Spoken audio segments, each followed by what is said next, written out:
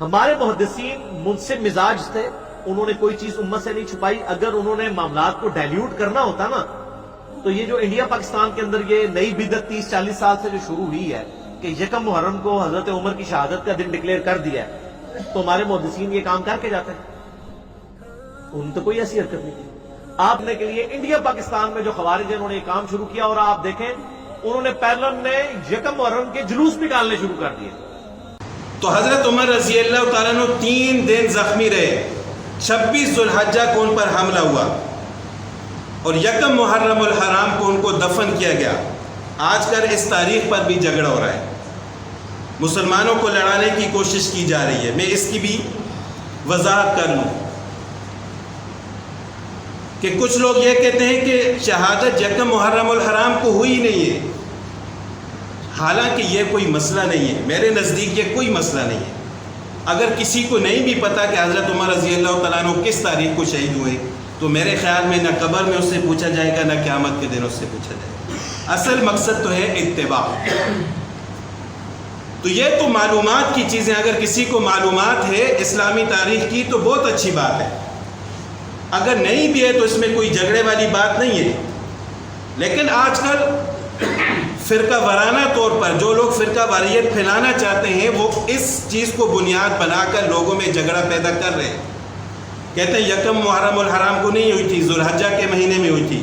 اور بڑی عجیب منطق پیش کرتے ہیں کہ یہ لوگ یکم محرم الحرام کو حضرت عمر رضی اللہ تعالیٰ عنہ کی شہادت اس وجہ سے قرار دیتے ہیں تاکہ 10 محرم کو حضرت حسین رضی اللہ تعالیٰ عنہ کی شہادت ہوئی ہے تو ان کے فضائل کم ہو جائیں. نعوذ باللہ. اب ایک ہی مہینے میں اگر کئی شہادتیں ہوتی ہیں تو ہر ایک کو اللہ تعالیٰ نے ایک مقام عطا فرمایا ہے. رمضان المبارک کے مہینے میں حضرت خدیجہ رضی اللہ تعالیٰ عنہ کی وفات بھی ہوئی ہے. رمضان المبارک کے مہینے میں حضرت عائشہ رضی اللہ تعالیٰ عنہ کی وفات بھی ہوئی ہے.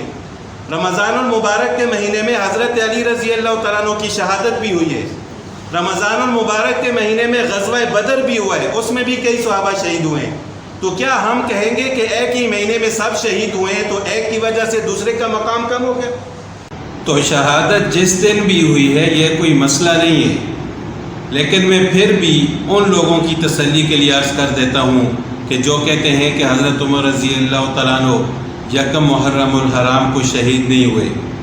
تاریخ ابن کثیر جو البدایہ والنہایہ کے نام سے مشہور ہے اور تاریخ کی مشہور کتاب ہے، اس میں حافظ عماد الدین اسماعیل بن کثیر رحمۃ اللہ علیہ جو اس کتاب کے مصنف ہیں، وہ اس کتاب کی جلد نمبر 4 میں لکھتے ہیں کہ حضرت عمر رضی اللہ تعالیٰ عنہ پر 26 ذوالحجہ بروز بدھ فجر کی نماز میں حملہ ہوا اور 4 راتیں باقی تھیں ذوالحجہ کی، اور 4 دن کے بعد یکم محرم الحرام بروز اتوار کو حضرت عمر رضی اللہ تعالیٰ عنہ کو دفن کیا گیا، ان کی تدفین کی گئی.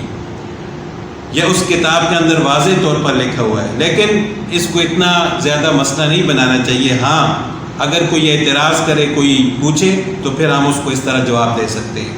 تو حضرت عمر رضی اللہ تعالیٰ عنہ کی تدفین یکم محرم الحرام بروز اتوار کو ہوئی ہے، اور حضرت عمر رضی اللہ تعالیٰ عنہ کو روضہ رسول صلی اللہ علیہ وسلم میں جو کہ حضرت عائشہ رضی اللہ تعالیٰ عنہ کا حجرہ مبارک تھا، وہاں پر حضرت عمر رضی اللہ تعالیٰ عنہ کو رسول اللہ صلی اللہ علیہ وسلم اور حضرت ابوبکر صدیق رضی اللہ تعالیٰ عنہ کے پڑوس میں دفن کیا گیا. اللہ تعالیٰ ان سب پر اپنی کروڑوں رحمتیں نازل فرمائے.